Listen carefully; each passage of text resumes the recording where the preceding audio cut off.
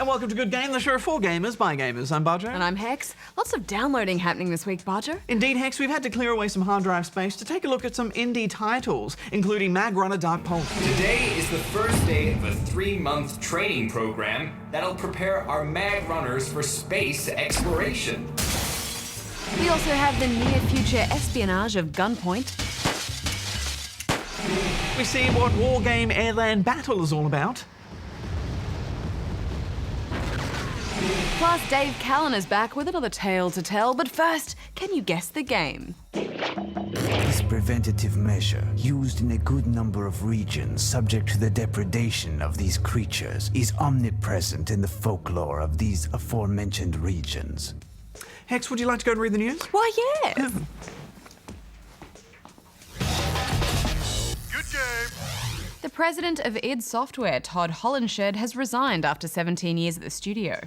Hollenshed joined the house that made Doom as their CEO in 1996 and became their president when the company was bought by ZeniMax in 2007. No specific reasons were given for the move, however his departure was confirmed by Pete Hines from Bethesda, saying simply that he left to pursue other interests. Amiga Games Incorporated and the rights to over 300 of its games have been bought for approximately $500,000. The Los Angeles-based distribution company, the Writers Group Film Corp, made the purchase and now plans on re-releasing many of the games shortly for mobile devices, PC and consoles. No specifics were available on which games the group had purchased, however titles in the Amiga library include classics such as Lemmings, Wing Commander and Syndicate. And in some tragic news, games journalist Ryan Davis has passed away, aged just 34. Ryan was a former writer for GameSpot and went on to co-found the popular Giant Bomb website.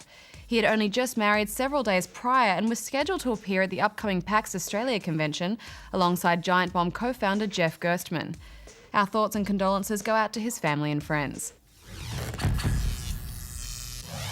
Unepic is a 2D dungeon crawler that was released in 2011 and made quite a buzz on the indie scene. Now it's been re-released with a multiplayer mode, so we thought we'd check it out. You play as Daniel, one of 4 guys in a Dungeons & Dragons group. On his way to the bathroom, however, the lights go out and he wakes up in the game. Whoa!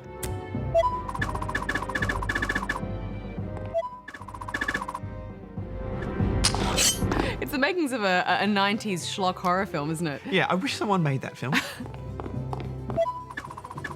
After getting his bearings, Daniel meets a strange being who attempts to possess him and make him a permanent member of the castle's creatures. However, something goes wrong and the creature gets stuck inside Daniel's body. The only way to get free is if Daniel dies. This makes for some really great banter between the two, and it's probably some of the better writing in the game, as the creature is trying to trick Daniel into dying. And you will die. A lot.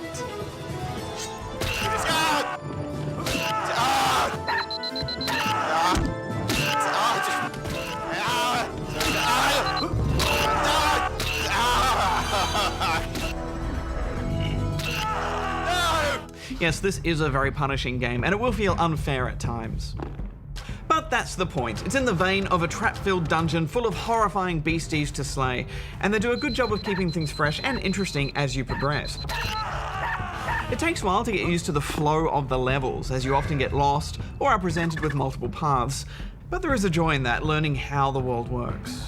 At first, the combat seems simple, as you simply hold down spacebar and swipe at enemies Terraria style until they die. But then you'll meet snakes who have deadly poison, magic enemies that can teleport, They don't like it when you go behind them, do they? and guards who suddenly can fight back through your swings. And that's terrifying when it first happens, because you're lulled into this false sense of security with the simpler goon reactions. Yes, and from that point on, you start to use every exploit you can find to try and take out these enemies safely.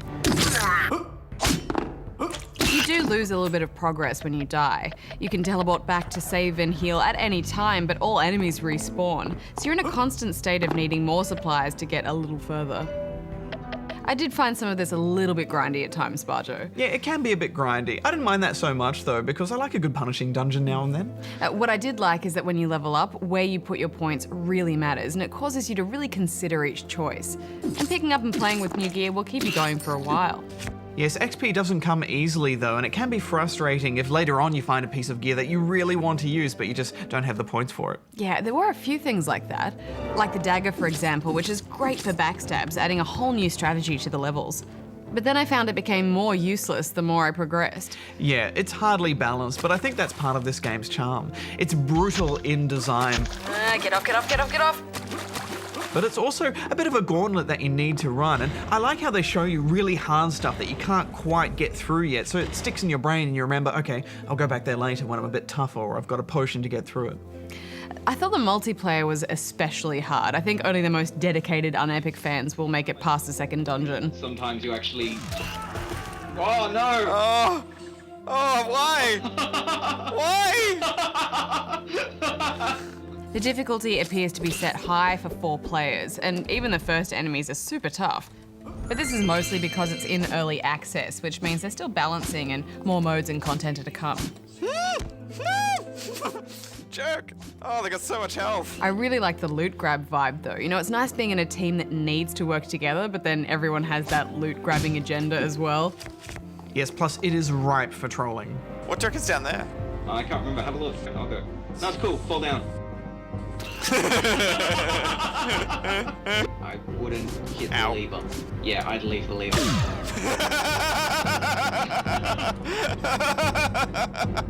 The multiplayer menus and interface are a bit of a mess though. Who uses insert to chat? That took me ages to figure out. The writing is so hit and miss. Some of it is really funny and then some of it is kind of offensive.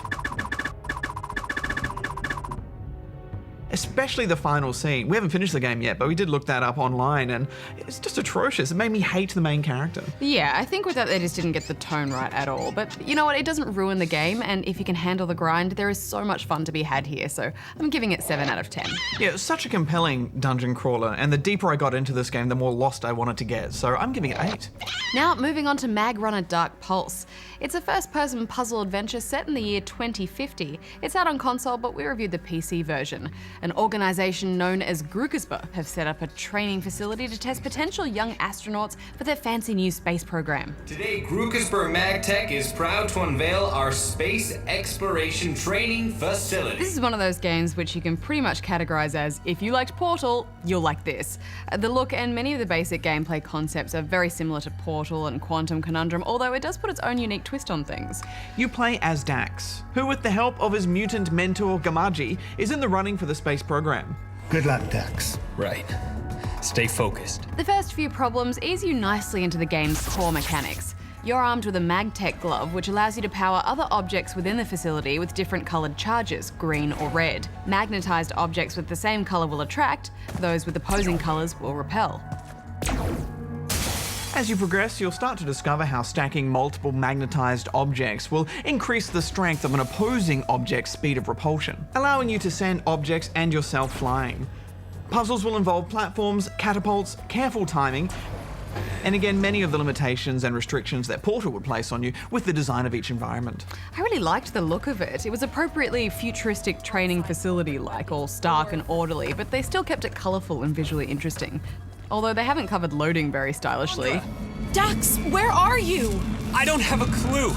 That said, things take a very interesting turn when the real source of story inspiration is woven into the game. 7 souls who sealed the gate. 7 now in limbo wait. Yes, and suddenly your cushy training experience gets invaded by an unknown force, and things start to go pretty pear-shaped and legitimately creepy. You become completely lost in what no longer appears to be the officially sanctioned training program, but instead the exposed, crumbling caverns of some early beta version that looks wholly unsafe. I don't know what's happening here. Not to mention there's some creepy fish monster on the loose. Yes, fish monsters, demonic rituals, and then some rather unsettling references to none other than the almighty Cthulhu. Yes, before we had Slenderman, we had this terrifying creature. Cthulhu is a kind of octopus demon by author H.P. Lovecraft. From classic literature to video games, he's risen from the depths and he wants you for some reason. The story does become a little bit more complex as you and Gamaji work to uncover the secrets of your past and the reason for Cthulhu's appearance, not to mention those creepy minions that lurk in the watery depths. I'm here, Dax. Where are you? But let's not get too carried away, because Mag Runner does a lot to create this spooky atmosphere, but it's not a survival horror game or anything like that. At its core, it's about solving puzzles. The surrounding threat is there just to create a more story-driven atmosphere. Yeah, and that's fine because the puzzles are challenging and well designed. The system of magnets makes for a great set of physics, mostly involving platforms and catapults that allow you to go through loads of trial and error scenarios. Often you're required to locate and combine separate cubes into one mega cube that provides a different function. As the puzzles become more challenging, they mostly expand on the same basic principles, allowing your own skills to evolve as the problems get harder, which is nice.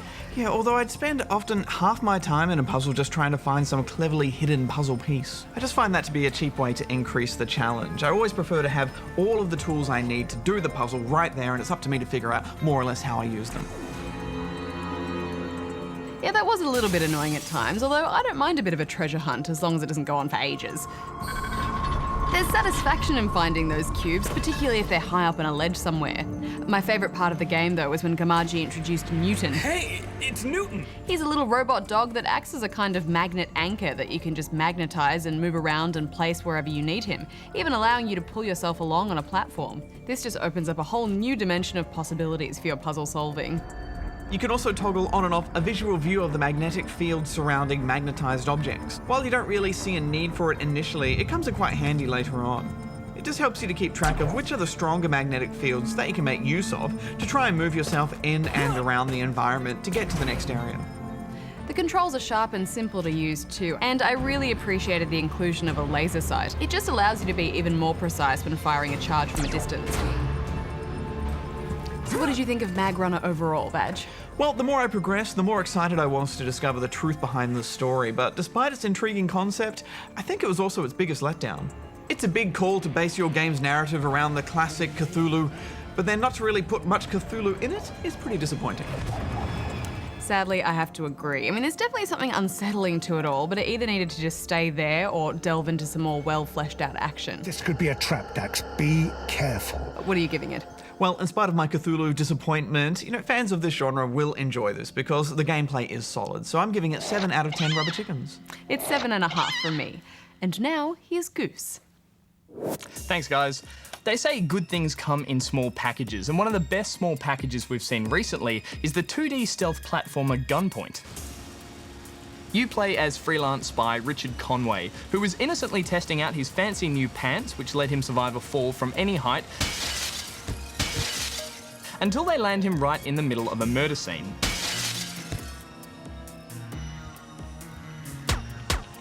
And it should be said that any game that begins with you testing out high-tech pants always gets my full and immediate attention.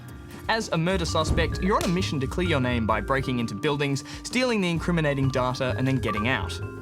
But pretty quickly, you'll find yourself embroiled in a much larger conspiracy, leading you on a tale of spurned lovers, corrupt police, and industrial espionage. It's all overly complicated, but at the same time hilariously self-aware. And you actually get to make some pretty big choices as the story progresses through conversations and mission choices. Do you lie to the police and try to cover up the fact that you were there on the night of the murder, or do you try and clear your name honestly? Who do you believe? Who do you trust? Conway will bumble his way through all of this lengthy exposition. In the field though, he's a crafty and agile spy. He can leap entire buildings in a single bound, cling to rooftops and walls, and completely rewire a building's electronics to do his bidding. And you'll need to be sneaky because one shot from a guard and he's toast. But it also encourages lots of crazy risk-taking with a clever save system that lets you load up where you were just a few seconds ago.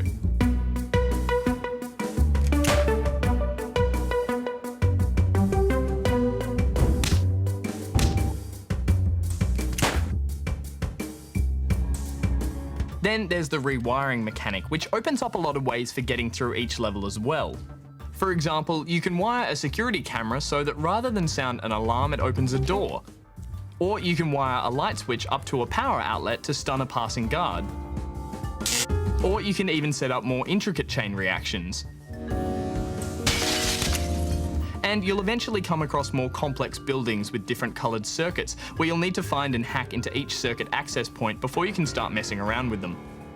It's a really clever mechanic, and while there's usually a pretty straightforward solution, it can take a couple of creative attempts to achieve your objective. And then it's just a simple hero leap into the subway exit. Away! There's also various goals and side objectives to strive for in each of the missions, such as not being seen at all or being non-violent. I rarely went for them though, since it's just a bit too much fun to jump on guys and punch them. I did start to feel a little bad after a few too many punches, but then I got over it. It is a very short game though, taking only about 2 hours to complete, although you will want to come back and try things a bit differently, especially because there's a whole range of upgrades and unlocks that dramatically change how you play. One lets you leap through glass windows stealthily, for example, while one you get right at the end of the game lets you just kick down all of the doors. And when you finally get yourself a gun, that changes everything again. You can simply point it at the guards to make them freeze on the spot, but if you fire it, then you trigger a countdown before the police arrive, bringing a completely different dynamic to every level. There's just so much this little game gets right. The graphics are funky, the controls are responsive, and to add longevity, there's also a solid level editor, and that should really keep new content coming. Perhaps most impressive of all is this was made by just one guy on a budget of $30, and apparently he's made so much money from it he's been able to quit his job and focus on becoming a full-time game developer. I think it's just a great example of where indie development is at today, so I'm gonna give it 8.5. Good game. Thanks, Goose. Well, as you can see already from tonight's show, we're seeing a lot of innovation come from indie devs. I got to chat to some of them recently at this year's E3.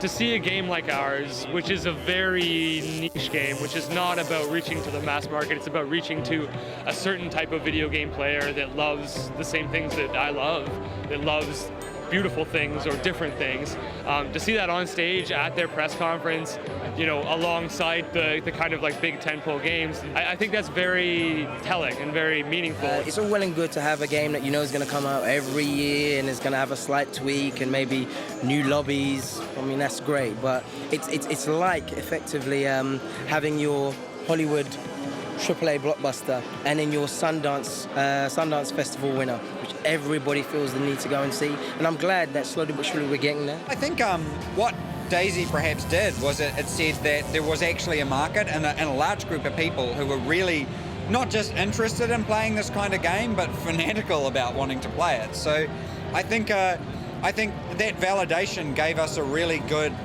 base on which to develop DayZ. I really do think that the democratization of video games is it's on the rise. People can start, I really believe that people should be making their own stuff because they can, and now's the time to do it. I mean, that's one of the things that I'm super passionate about is reminding people who are inspired that that inspiration is one baby step away from actually doing. Just take that other little baby step, make something. My advice is to hit as many independent or indie games festivals as they can.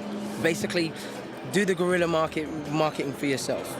Get on board, go to these these quick turnaround games festivals where they have 3 hours to build a game. Do it. Take your stuff where you feel you need to showcase it, because you never know. People like myself, producers like myself, we are there. We're paying attention. Stay back. Plod on, and yeah, you will find your little niche, and you'll find us because we're looking for you. Good game.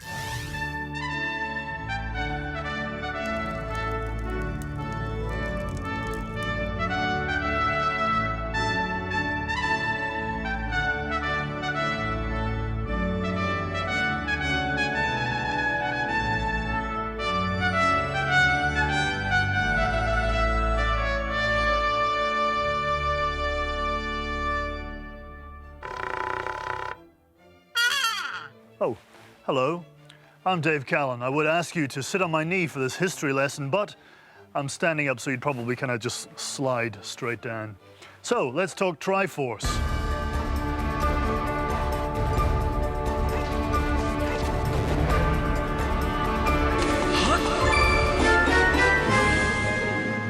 Having slipped into the elfin boots of our hero Link to help Princess Zelda recover the Triforce countless times, have you ever paid good attention to what it is or what it actually does? The 3 magic golden triangles that make up the Triforce are separately known as the triangles of power, courage, and wisdom. They were left behind when the T-Virus took over Raccoon City. Oh no, wait, sorry, wrong game. They were left behind on Hyrule by the goddesses Din, Faror, and Nayru, respectively. Touching the combined Triforce, not a euphemism, grants you the power of a wish come true. However, if you don't possess an equal balance of power, courage, and wisdom, it will split itself into 3 pieces. But the Triforce doesn't discriminate between good and evil, making it a very sought-after prize. As it is when the Triforce splits, the bearer receives the piece of the Triforce that best reflects which of those 3 qualities they are strongest in, which is why Ganon usually ends up with the triangle of being an absolute jerk.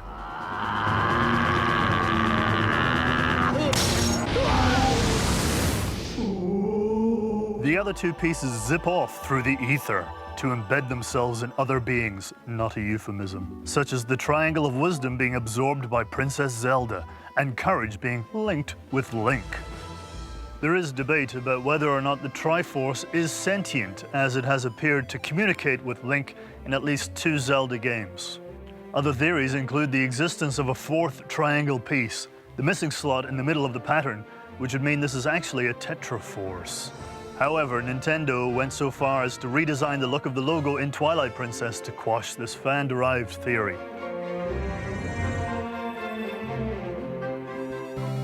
So, that is today's history lesson. Thank you for joining me in the drawing room. See? I told you that was going to happen. Good game. Thanks, Dave. Well, it's shaping up to be one of the biggest years for armchair generals out there. We've had a new StarCraft, Company of Heroes, and there's a new Total War on the way.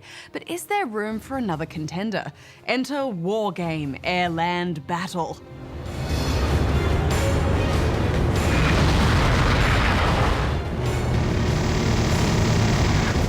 Engaging target.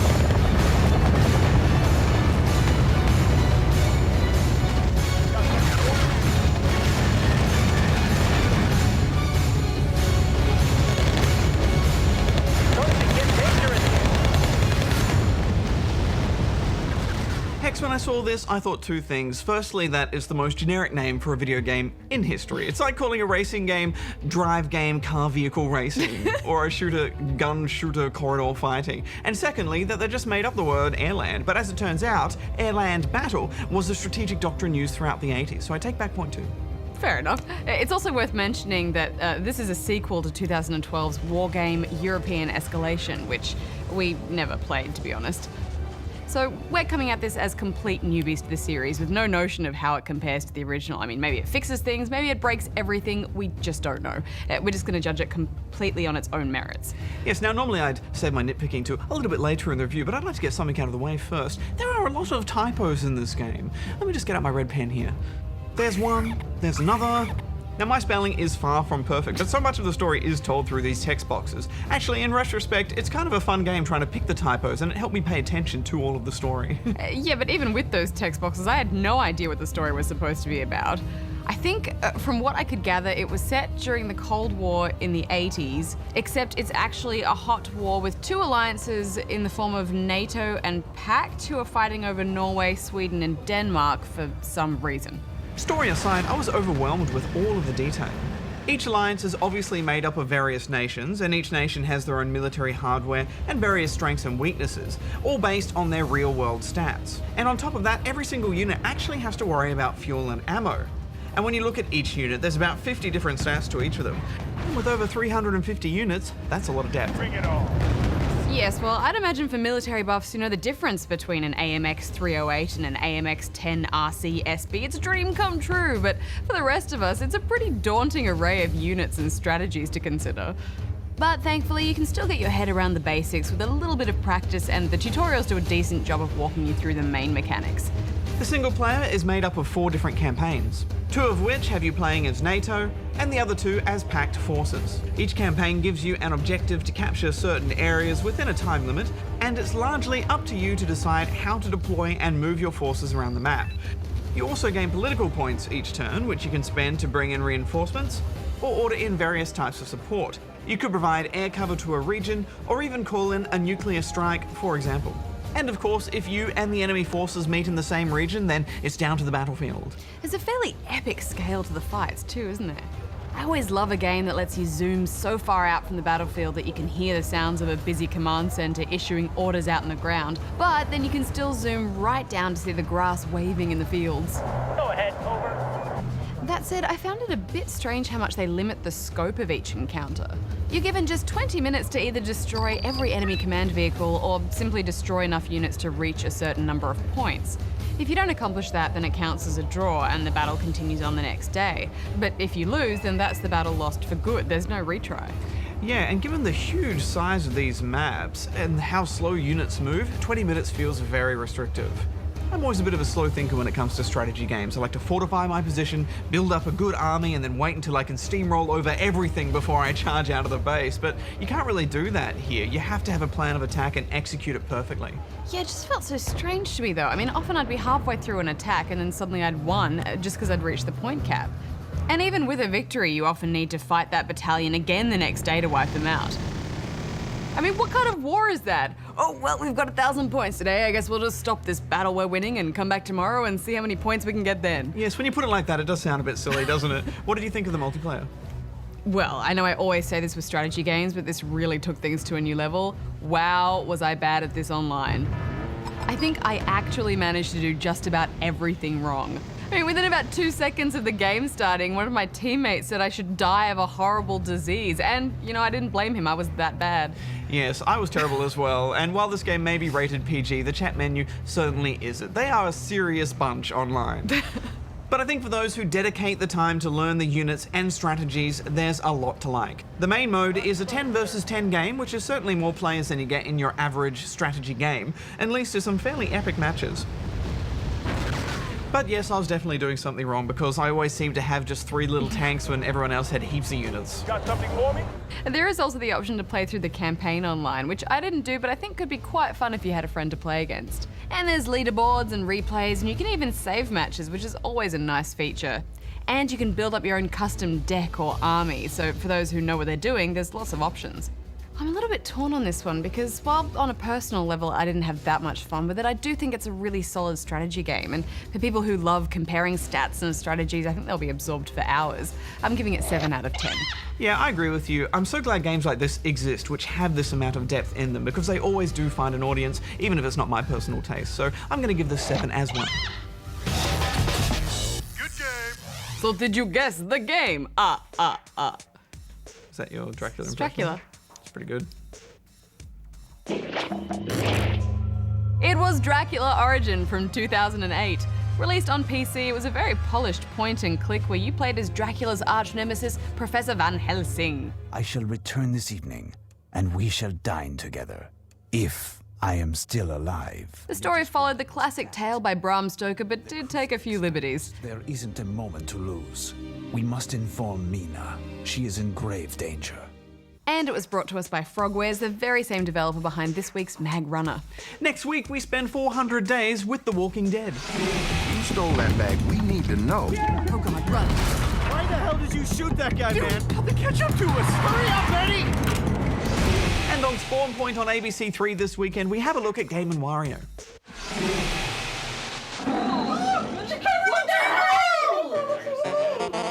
Till next time, may all your games be good ones. Hex out. Banjo out.